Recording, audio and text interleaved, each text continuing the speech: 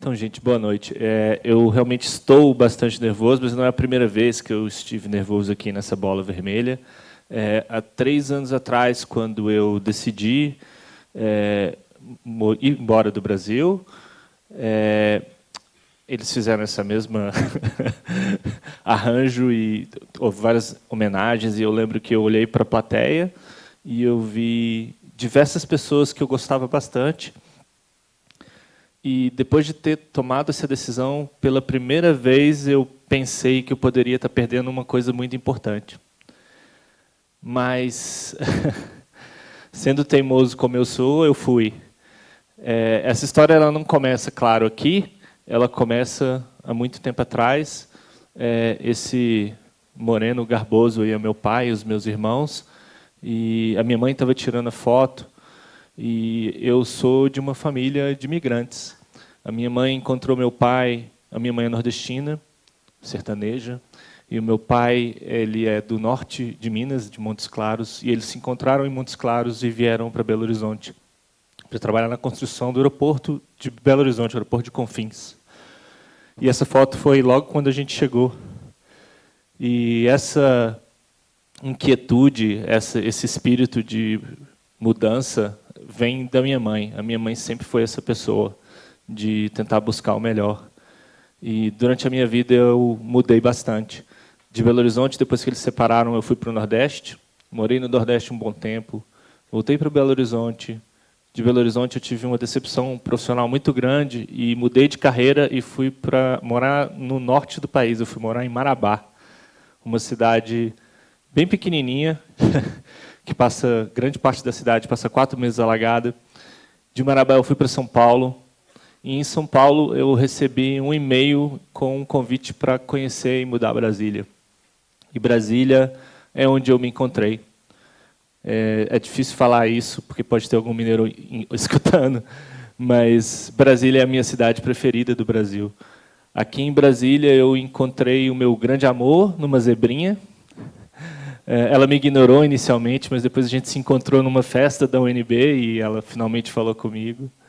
Eu reencontrei o meu amor pela minha profissão. Eu sou designer, arquiteto de formação. Eu cheguei aqui em Brasília para trabalhar numa empresa que eu sempre sonhei em trabalhar desde pequeno. Na época se chamava Agência Clique, hoje se chama Isobar. Aqui em Brasília eu também consegui alcançar o que eu falo, o auge da minha carreira. Eu tinha o time que eu queria, eu trabalhei em projetos super importantes, eu tinha um chefe que eu respeitava, que inclusive está aqui hoje, e eu consegui alcançar mesmo tudo que eu gostaria de fazer como designer, e eu tive a oportunidade de não criar o Ossobuco. Eu acho que criar e fundar é uma palavra muito forte, porque o Ossobuco não é uma empresa, um empreendimento, o Ossobuco é uma ideia. Então, eu acho que eu tive a oportunidade de catalisar o Ossobuco como ideia que representa a possibilidade e o talento criativo de Brasília há pouco mais de 10 anos atrás. E mesmo tendo tudo isso, e acho que estando num momento muito bom, eu decidi ir embora, porque eu achava que eu poderia ter mais. Eu estava com aquela expectativa lá em cima de que eu conseguiria ter não só mais dinheiro, mas viajar pelo mundo inteiro, ter uma carreira exponencial, impacto global e ainda ser mais magro e bonito.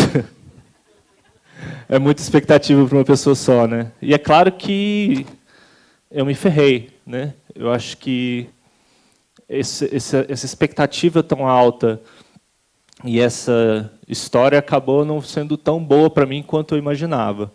Mas eu estou aqui, sobrevivi, e eu queria compartilhar com vocês um pouco da minha dificuldade e dos meus aprendizados. A primeira coisa é sobre linguagem. Eu sou autodidata e eu falo inglês desde os 20 anos, talvez, e trabalhei em inglês quando eu mudei para São Paulo, mas eu tinha essa impressão de que eu ia chegar lá em inglês, na Inglaterra, e ia abafar, que ia ser tudo natural, né? Eu passei numa entrevista e eu tive aula com um professor excelente, que inclusive está aqui, e ele sempre me motivava e aumentou minha confiança, mas eu acho que quando eu cheguei lá, essa era a frase que eu falava 25 vezes por dia. E era muito frustrante para mim, porque eu entrava numa reunião e eu não entendia 90% do que as pessoas falavam. Eu entrava numa reunião que tinha um inglês de Londres, uma pessoa do norte, uma pessoa da Escócia, uma pessoa da Irlanda, um indiano, um chinês falando com sotaque super carregado, e as pessoas falando muito rápido, usando muitos acrônimos, muitas gírias, e eu me sentia a pessoa mais idiota do lugar, né? Era muito difícil para mim. Eu sentia que eu me sentia uma fraude. Eu sentia que eu não deveria estar ali.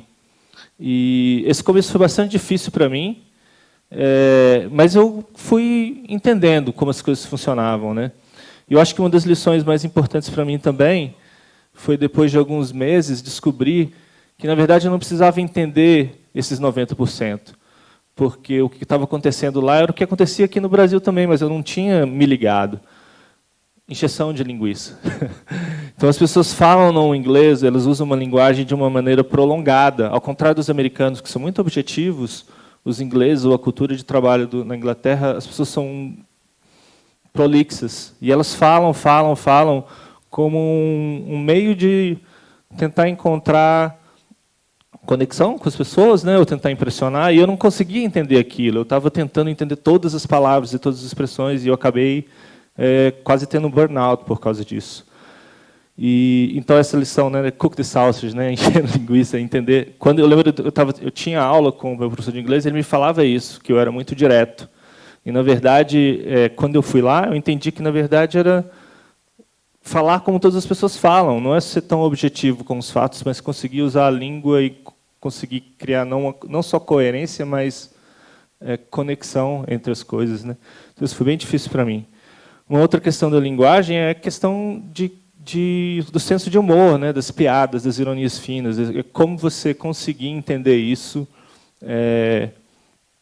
Logo no início foi bem difícil para mim, porque como eu não entendia muitas coisas durante o horário de trabalho, então você saía para tomar uma cerveja com os colegas, e os britânicos eles bebem muito, e aí eu me via numa situação em que eu não conseguia entender nem a conversa de boteco. E era bastante frustrante isso, e eu ficava bem triste. Foi um tempo muito complicado para mim, que eu só consegui superar por causa dos meus amigos brasileiros. Duas amigas brasileiras, Carol e Maria, que, por sinal, podem estar me ouvindo. Isso foi bem difícil para mim no início. A segunda questão é a cultura. Acho que quando a gente vai para lá para viajar, e como turista, é bem diferente de quando você mora, né? Porque eu acho que uma das coisas que mais me irritam na Inglaterra é que todas as coisas são super complicadas. Elas são desenhadas para ser complicadas, elas são processudas. Eu acho que o fato de ser uma cidade que sofreu diversas catástrofes, da peste negra, um grande incêndio e a Segunda Guerra, faz com que a cultura seja de evitar risco. E, para isso, para a gente que é brasileiro, que vive do improviso e que consegue navegar e fazer as coisas, é um pouco difícil você entender a complexidade de conseguir marcar um médico ou conseguir encontrar um apartamento. Então, acho que isso é uma camada que vai acima da linguagem e acaba sendo muito difícil no início, né? A outra questão é a aversão ao conflito. Eu acho que, quando você é um criativo, e você trabalha numa agência ou em qualquer profissão em que a entrega é intelectual, a fricção, o conflito faz parte da construção do que você quer fazer. E a cultura de lá é oposta, né? Então, eles não conseguem falar o que está na cabeça, eles são muito retraídos. Isso foi bastante difícil para mim, e eu só acabei entendendo isso depois que compreendi um conceito, que é um conceito de um antropólogo que fala das culturas de alto e baixo contexto no trabalho, né? Então, quando você pensa em baixo contexto, você usa a comunicação de forma muito funcional. E nas culturas de alto contexto, como os brasileiros, os italianos, os chineses, a linguagem e a fala é como uma forma de arte. A gente preza construir o relacionamento para alcançar o objetivo. E, para eles, isso é muito mais descartável, é menos relevante, né? Então, isso foi bem difícil para mim. A outra questão foi da minha própria identidade. Assim que eu cheguei lá, os meus primeiros projetos, eu trabalhei com pessoas de vários países, mas eu me identifiquei muito com os indianos. Eu trabalhava em projetos de larga escala, e os indianos são muito parecidos com brasileiros, eles são muito abertos, eles são muito sociais. E a minha barba cresceu, e eu comecei a perder um pouco da minha brasilidade. E eu comecei a notar que as pessoas que eu convivia, que não me conheciam, elas me identificavam não como um brasileiro, mas como um árabe ou um indiano. Isso foi para mim muito interessante, mas ao mesmo tempo muito ruim. Eu senti que eu estava perdendo algo. Eu senti que eu estava perdendo a minha maneira de ser, a minha personalidade, né? Isso era isso era engraçado, né? Porque eu saía na rua e às vezes as pessoas que me reconheciam como iguais eram pessoas como esse policial árabe. E foi para mim um aprendizado muito interessante. Eu acho que eu aprendi a me adaptar e conheci outras culturas, mas essas coisas vão caminhando, caminhando, acumulando, e eu tive um momento muito ruim, um momento de crise. Eu fiz 40 anos recentemente e eu nunca imaginei, com o machão, que eu teria um problema de depressão um dia. E isso aconteceu lá. Eu virei estatística. Acho que em Londres é uma cidade que tem o maior número de pessoas com depressão no mundo, né? E foi um período bem difícil e sem o suporte da minha família e da minha esposa eu não teria superado. E eu descobri, por meio da terapia, como superar isso. E também, depois de muito tempo, eu descobri esse livro, que é de uma outra antropóloga, que chama Kate Fox, que descreve os hábitos e os comportamentos normais dos ingleses. E foi tão revelador, depois de tanto tempo passando com certas dificuldades, conseguir entender como aquele povo se comporta por meio de um livro. Eu me senti, nossa, por que eu não encontrei esse livro antes? Esse livro chama Watching the English, é bem legal, e fala de coisas pueris, como a cultura do pub, né? Como você se comporta num pub. E, para mim, teve várias lições, eu acho que a maior delas é a questão da adaptação. Eu voltei e eu me sinto que a minha capacidade de se adaptar a qualquer ambiente hoje é 10 vezes maior do que era 3 anos atrás. E eu brinco com a minha esposa e eu falo que agora eu estou preparado para ir para Marte. Então é isso, gente. Muito obrigado pela oportunidade de compartilhar isso com vocês. E eu acho que essa que é a grande missão agora, né? Que é você florescer, qualquer que seja a condição. Quando eu estava vindo para o Brasil agora, eu encontrei essa frase no aeroporto, está ali atrás, e a Leile estava me falando sobre olhar as coisas sobre o lado positivo. E eu acho que isso é uma coisa que tem crescendo em mim muitas vezes agora. Muito obrigado.